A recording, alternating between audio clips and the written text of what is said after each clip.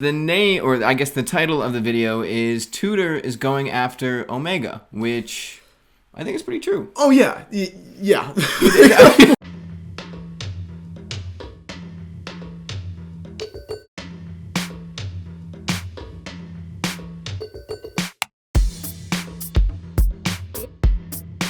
Boom, Watch Fam.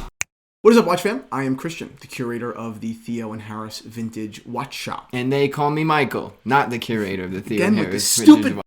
joke. Did you see all the comments people starting to say, I am also not the curator? Today we're talking about a bunch of stuff. The name, or I guess the title of the video is Tudor is going after Omega, which I think is pretty true. Oh, yeah. Yeah. Like 100. Blanket statement. Yeah, I guess they are. It's almost awkward. Yeah. It's awkward almost. Down to movement design, color, case material. The certification. The certification. Yeah. We'll get into it. We'll get into it. Also talking about Joe Biden's Seamaster. We're talking about Hublot a couple of times, actually. Guys, I'm kind of a Hublot fan. Kristen sent me 2 links for Hublot, and I was like, wow, this is going to be a video. You titled it, wait, more Hublot? Yeah. We're talking about probably the most incredibly blinged out vintage Rolex. The Rolex that I would kill to own. Number 1, Joe Biden's Speedmaster. You put this on the list. We have talked about this before. When Joe Biden was inaugurated, he did not wear a Speedmaster. He wore a blue Rolex, apropos, I suppose. Blue, the Democratic Party's color. Rolex, the brand of all winners, and apparently he's a winner of the election. Yes, It's a joke. Relax. He has a Vulcan Cricket, an Omega Speedmaster, Omega Speedmaster Professional, an Omega Seamaster 300M, a Seiko alarm chronograph, and an Apple Watch. Yeah, the Vulcan Cricket is the president's watch. Very cool that he owns it. I actually didn't know he owned it. Right. I think the video where we said he should get one. And he already had one. Joe definitely clicked off the video at that point. Yeah, there's a photo. There's one of the coolest photos of like anyone is a photo of him like wearing like a denim shirt and like eating ice cream. With his Speedmaster. That's a great photo. That's a great shot. I'll put that here, Anna, because Anna is editing this video. Hey, Anna. Omega Seamaster 300M, great watch. Seiko alarm chronograph, I actually don't know. Apple Watch for a pulse check. As he's talking on camera, his vitals are to the right. Just an old joke, not a political joke. GQ had an article basically talking about some famous people's watches, and one, I like the line that they wrote just because when you really think about it, it's one of the stupidest lines you could possibly write in an article.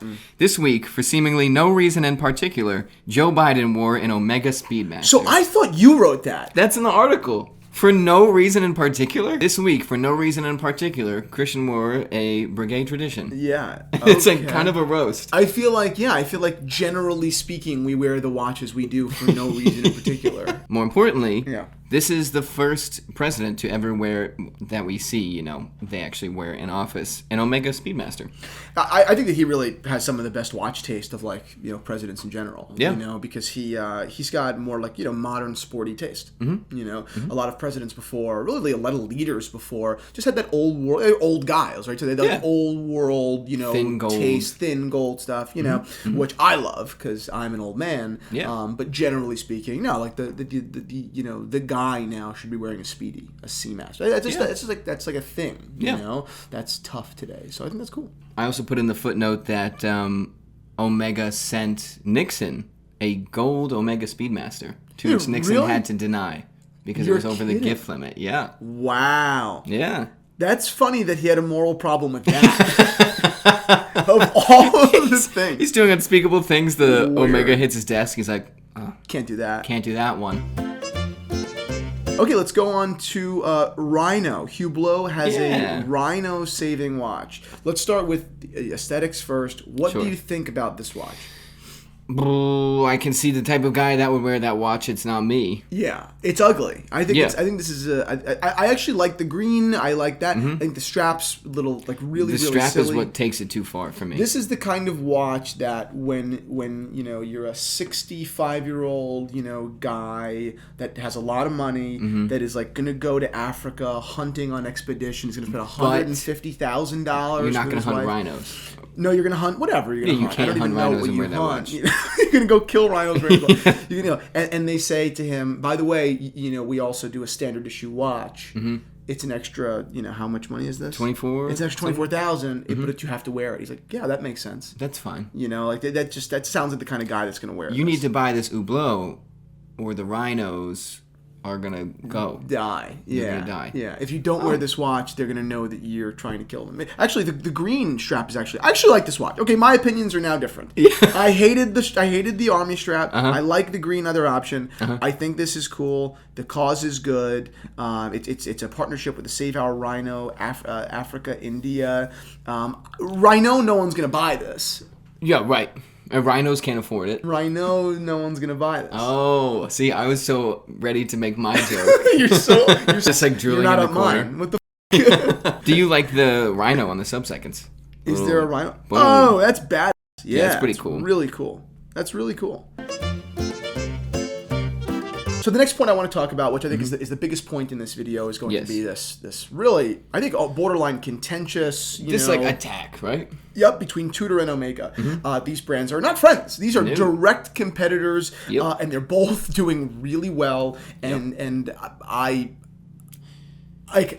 I don't even know. I don't want to say who I'm rooting for because you have to kind of obviously I have affiliations with both brands. Whatever.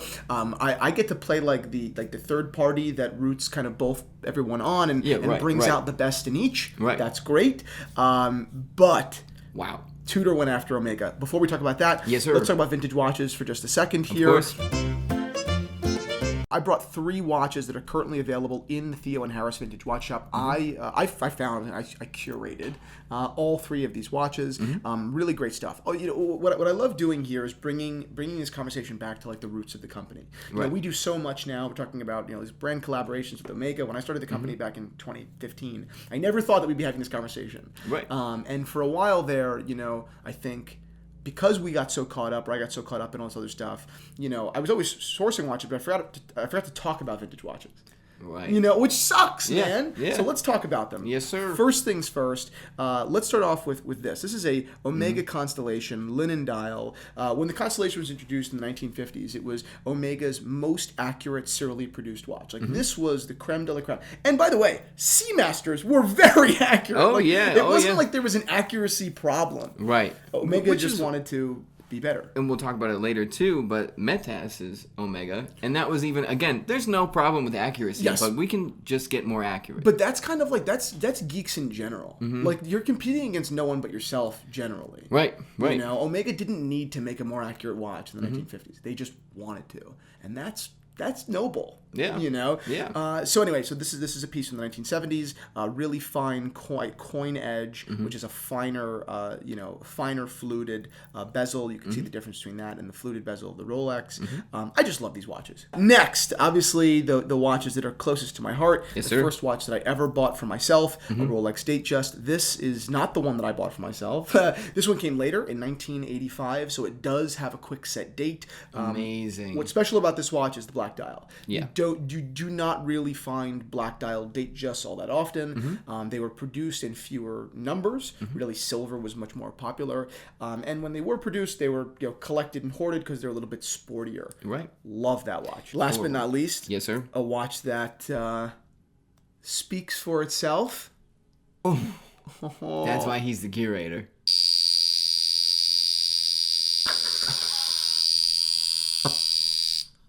I love that. Isn't that so loud and awesome? It is such a 50. What is this? Is this 50s or 60s? Yeah, it's from the mid-20s, 50s. Such like a 50s alarm sound. It needs to make a sound and it needs to be loud, and it also vibrates pretty aggressively to make that sound. That is an amazing watch. Generally speaking, those alarms are really worn down. This watch just isn't. Super good condition in the movement.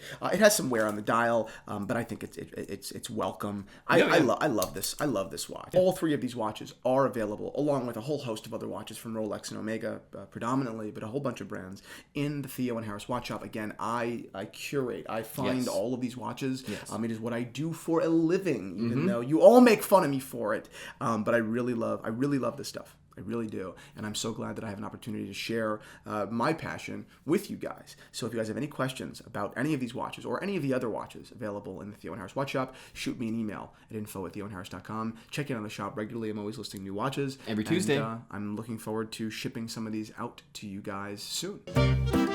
Okay, so back to the modern talk and the big aggressive attack of the day. Or I don't know how big of a thing this is in watches.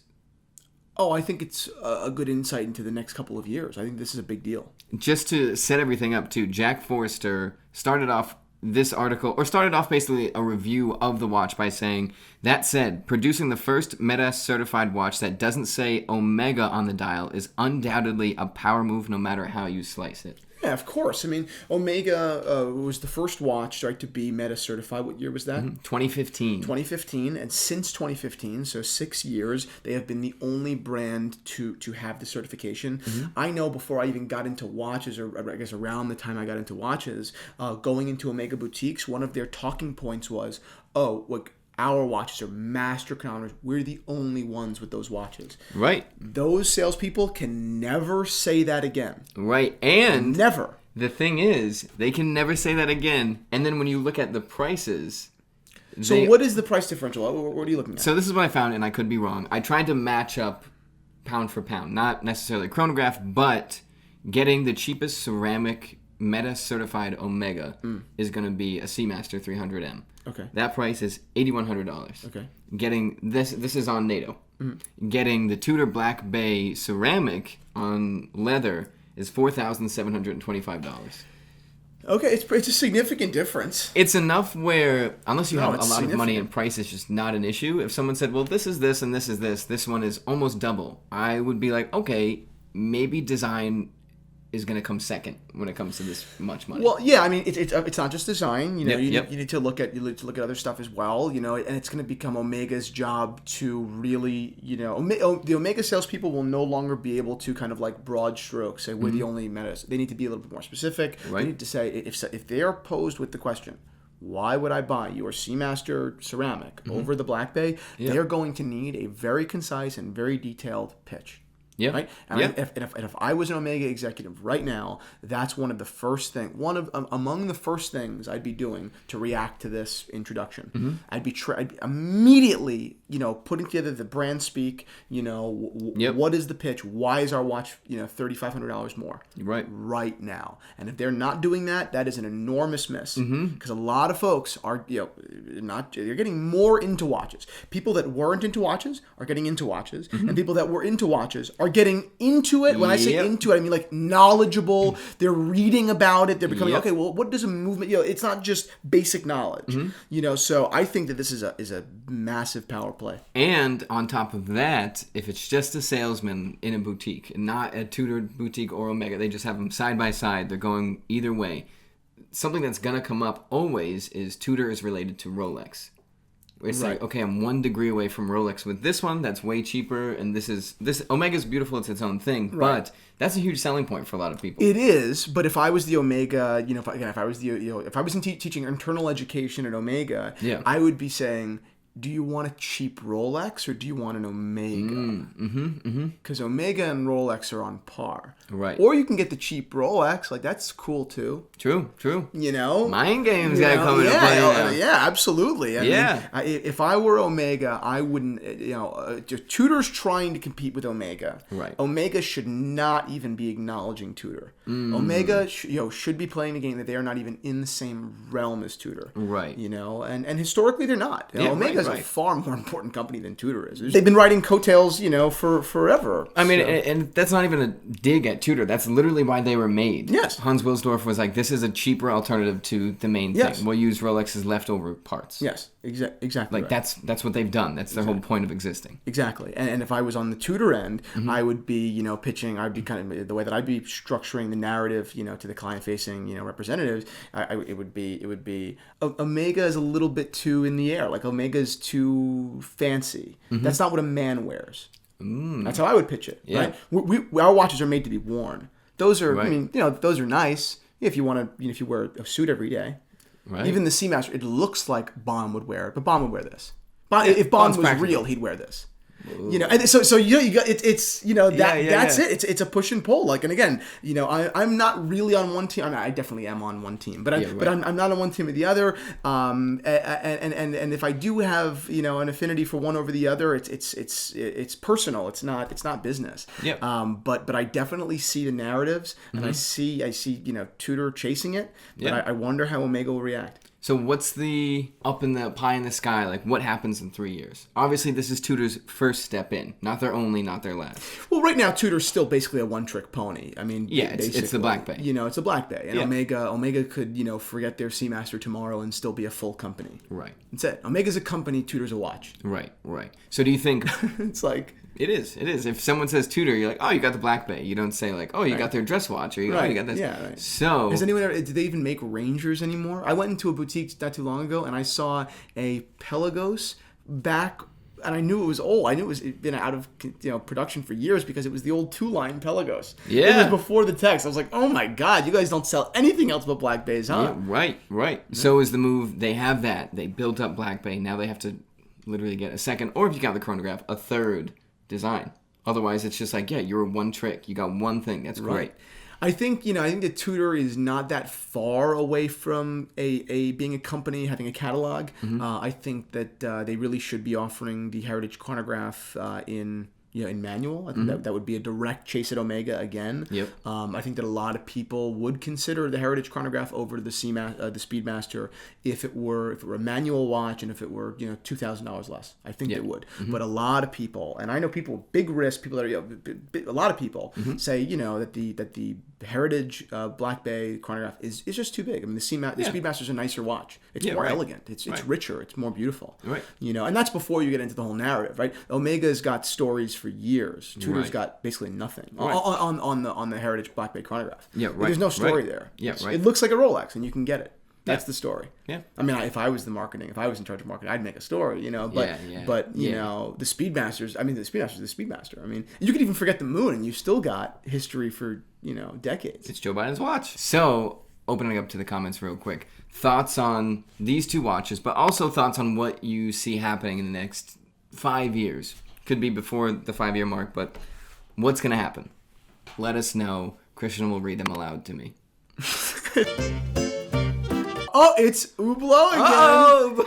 Okay, I actually love this watch. So I liked the Rhino. I love this watch. Okay. This is the classic fusion concrete jungle. I think it's so rare. So brands make special editions all of the time. Yeah. Hublot being one of the old brands. I mean, Patek did a special edition World Timer a couple of years ago for New York. Brands are always doing special editions for cities, major cities. New York, like London. JLC's done them a bunch of times. Yep. And some are most are mediocre. Some are pretty good. But nothing's rarely is anything great. This is great. Concrete jungle? They made the watch out of concrete. They did. That's awesome. They set it up. It's actually, the cool part is obviously the concrete, but it's the way they did the concrete and basically substituted out things that would not make sense on a watch. Right. And made it a better material, but still kept it as concrete. Yes. So there's epoxy. It's anti-graffiti, so dirt and stuff doesn't get in the holes. Yep. It's much smoother, and it's really light. There's no steel reinforcements in the concrete to keep structural integrity, but that's what I really like, the fact that they modded concrete to fit on a watch. Yeah. That's cool. For me, just personal note, I think the bezel is a little bit too porous. I have that weird thing where if I see holes, I'm weirded out. What is that called? So I don't know, but don't talk about it. So that weirds me out a little bit. Yeah. And the bezel seems to be the most porous part of it. Yep. See? Yeah. I think they did it for style. So I don't love that, but and frankly, I'm sure if I reached out to Hublot and I was a real buyer for one, I could just say, hey, I don't want a bezel with pores, and they'd be like, yeah, no problem. Yeah, I'm sure they would do that. Yeah. So I think they did an amazing job. I think this is extremely cool. How many years until you have a Hublot? I don't know. I mean, that would really be full circle. And if I did get a Hublot, this could be that I would consider it's $18,000, which is certainly a lot of money. But I guess all things considered, right? If we are stipulating that the value for an automatic in-house chronograph a la Rolex Daytona Zenith is between $10,000 and $12,500, $13,000 retail. Yes, this is significantly more. It's it's $6,000 to $8,000 more, but it is a significantly different level of development and alternative material. Right. It's probably priced appropriately. Yeah. I know it's crazy, but it's probably priced appropriately. So many people are watching this like, no, it's not. I don't want to like Hublot, you know. Right, it's just you got to give credit where credit is due. He just has to be honest and, with you. Yeah, like and again, I'm this guy. Like I'm this Speedmaster linen guy. I'm a black dial Datejust guy. Yeah. You know, I wear Cartier. And maybe if there's an occasional concrete Hublot in the mix. Yeah, right. So what? So be it. Yeah. You know. Yeah. That would be funny if I finally got it. You do a collection review. You're like, this is my Omega Seamaster. It's 32 millimeters. This is a 30 millimeter like Rolex Speed King. Oh, and this is my Hublot Concrete Edition. 49 millimeters. Yeah. Okay, diamond-studded vintage Rolex. This is one of the coolest Rolexes of all time. Yes. This is the 6269. It's one of the only two Rolex Daytonas of that era, the 4-digit era, made with diamonds. This one sold for $1 million in 2014. I don't know what it would go for now, but I'd be saying somewhere in the $3 to $5 million range. That's what I would guess. Yeah. I think it's one of the most incredible Daytonas ever. Rolex 6270 diamond studded. Yes, and then this is the 6269, which again is a stunning vintage Rolex. I mean, this is more feminine. Oh yeah, yeah. You know, the solitaire diamonds are more feminine than the baguettes. Yeah, right. And we're still talking about like pretty feminine watches, I think, all things considered. Yeah, anything that diamond out is going to be perceived as feminine, but who wouldn't wear that one? Would you wear this? Yeah, of course I'd wear that. Right? People would say, what is that? I'd say, oh, it's a vintage iced out Rolex. Thank you for asking. That's that factory ice? That's a factory ice. Yeah. This thing only appreciates. Yeah, it's I'm so cold I'm dripping. Yeah. The reason I wanted to talk about this is just because people don't even know this exists. You know? Yeah, right. And you know, a lot of people today say like, you know, that the two-tone Explorer didn't make any sense. Right? That it was illogical. But really, you know, if you go back to Rolex in you know the 1970s, they already established that the lines between, you know, professional and luxury and rich and sport were blurred. Yeah. Right? Rolex is definitely a tale of you know, two collections. This sport range and this rich range. Yes, 100%. The success of Rolex is defined by, you know, the Submariner and the Day-Date. Right. Two totally different watches. Right. But they did an incredible job over the years, you know, marrying those two on occasion. Yeah. Not always, but on occasion. I kind of look at that as Rolex having foresight and being like, we have to do this now because this is where we're going. And if we do it suddenly, it is going to get ripped apart. It's not going to fit. But we've done this forever. It's a part of our brand, and it's always been a part of our brand. Yeah, and I love that. Yeah, this is a watch that was made for the French market, and I love looking back into vintage Rolex and looking at the different markets. The South American market was a market that really required certain watches that would never produce anywhere else. I mean, Submariners were sold on presidential bracelets. Right. For South America. Right. I mean, that's incredible. Yeah. You know, why? What was it about, you know, what was it about that market that demanded that sort of watch? Yeah, it's just so interesting to see that. When I owned one of those watches once. Whoa. And when I found that watch, people were telling me it was fake. 100%. And I was like, I did a lot of research. I looked into it a lot.